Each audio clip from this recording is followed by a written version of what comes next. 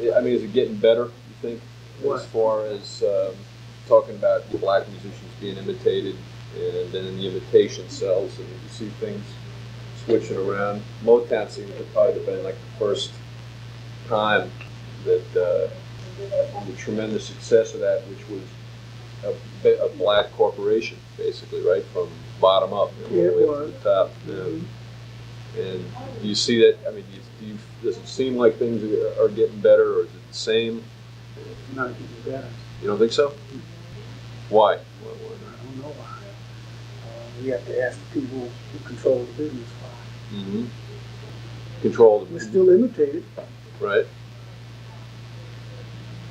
Control. You're talking about the record business, the whole music, the whole music. About the whole music business. Mm-hmm. Do you think the? I haven't seen any other black conglomerates come out like Motown that been really successful. Yeah, I wonder why that is. That's the thing that I would like to see. I'd like to see it too. Yeah. Maybe it's in the future, but like I say, R&B was the beginning of rock and roll. Right. And rock and roll doesn't belong to us anymore. But the roots of rock and roll belong to us. Right. If we're not careful, jazz won't belong to us in its traditional mainstream form either, unless we have more youngsters coming up, black youngsters as well as white youngsters, who recognize the importance of this art form.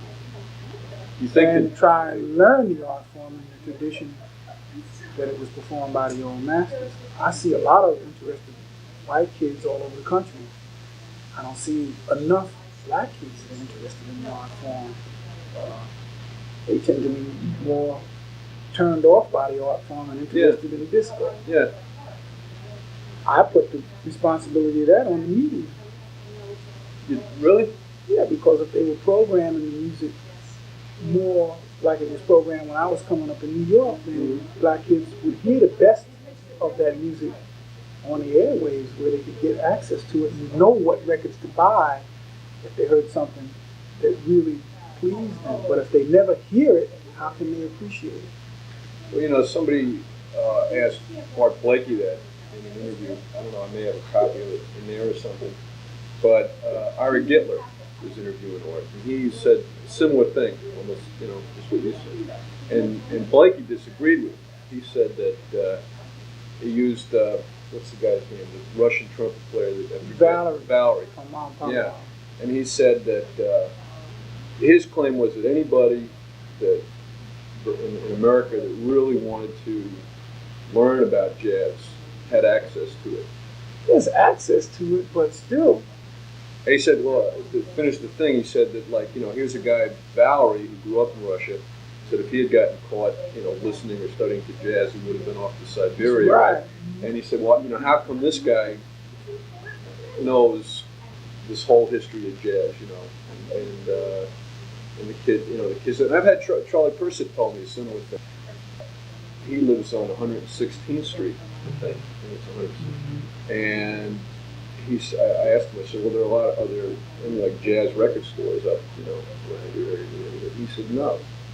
It's all like the current pop thing, And then he told me a thing where he's, it's a frustrating thing. He said, yeah, I remember like a gig where, he was hired by the university by the Black Student Union, and it was like 90% of white people that showed up, And then he went over to, after the gig, to the Black Student Union, and the place was packed with people and guys, say, hey, sorry, I couldn't get over to see the gig, man. I wonder if it's more have to be like maybe either work done on a school level or an education level, maybe parents. There's a very strong, to me, lack of musical presentation of the heritage of jazz, which, to quote Dr. Billy Taylor, is America's classical music. What they emphasized in schools for the most part, even when I was coming through, was Western European music. Right. They want that to be music that's relevant, that's important. And if you don't get to the kids when they're, preschoolers, even kindergarten, first grade, then they won't know if that's all you program into them is this other music. The only reason I became involved was because of the close proximity to the music, because of my father was involved in the music, and also there were other guys that I grew up with that didn't have fathers that were in the music, but it was so much music on the air. Now, to go along with what Art said, yeah, if you're really interested in the music, you could get to it. When I had to listen to Symphony Sid, or when I wanted to listen to Symphony Sid, I had to wait till midnight, because that's when he came on. I couldn't hear him during the time after I got out of school. I had to, do my homework and then turn my radio on real late at night so my folks would know that I was listening to the radio to catch him till about 2 or 3 in the morning when I finally fall asleep and then wake up in time to go to school. So yeah, I really wanted to seek it out. And the guys that, when I would tell them how involved I was, and there were other guys who were also involved in that music as well as Latin American music, they would seek it out also. But it was there so it could be seeked out.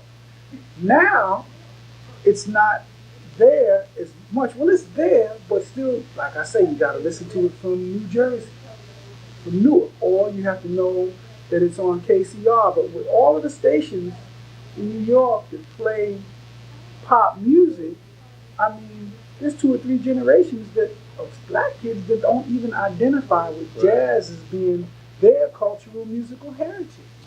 That's not right.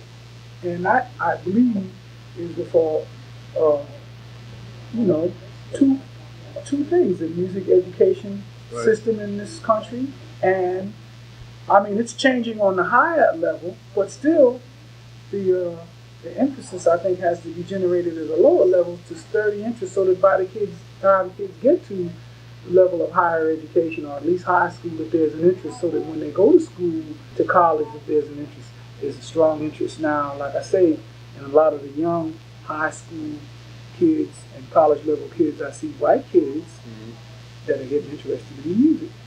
I think a lot of that has to do with what, the exposure that they've been getting from National Public Radio. National Public Radio's been getting a lot of good music on the air, all over the country, But still, a lot of the same black kids that are coming through the educational system they're not going to relate to what's happening with the Western European music. So they lose total interest completely, and they wind up listening to a pop music that I consider not to be very, very high level. I mean, if they're going to emphasize pop music, why not emphasize Quincy Jones' adaptations of his musical expertise, because he's tended to go over to a more contemporary sound, but it's still on a very, very high musical level. And not some of the shit that you hear on. Yeah, that's what I'm saying. But the black kids, they relate to that. That's their music. They don't know about jazz.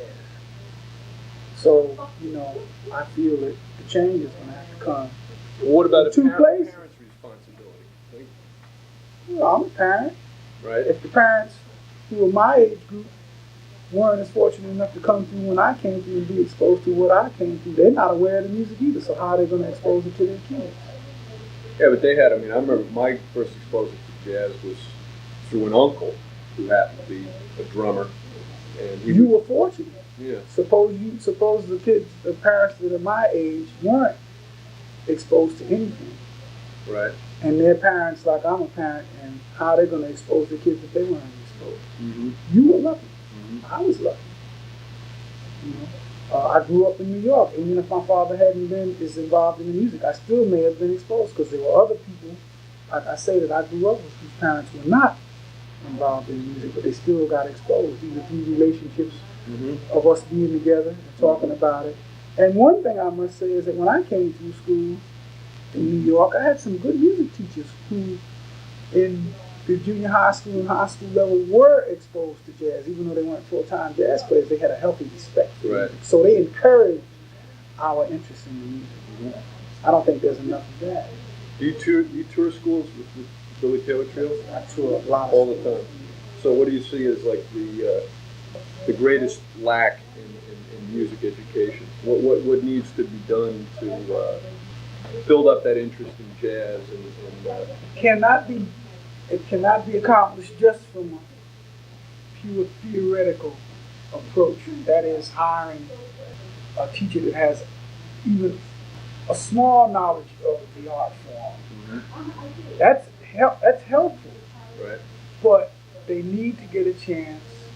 If the school system involved is very sincere, they have to bring in people who have actually lived this music and performed this music and who can relate in a sincere and, trying to think of the word, articulate way, right, what this music is about. Right.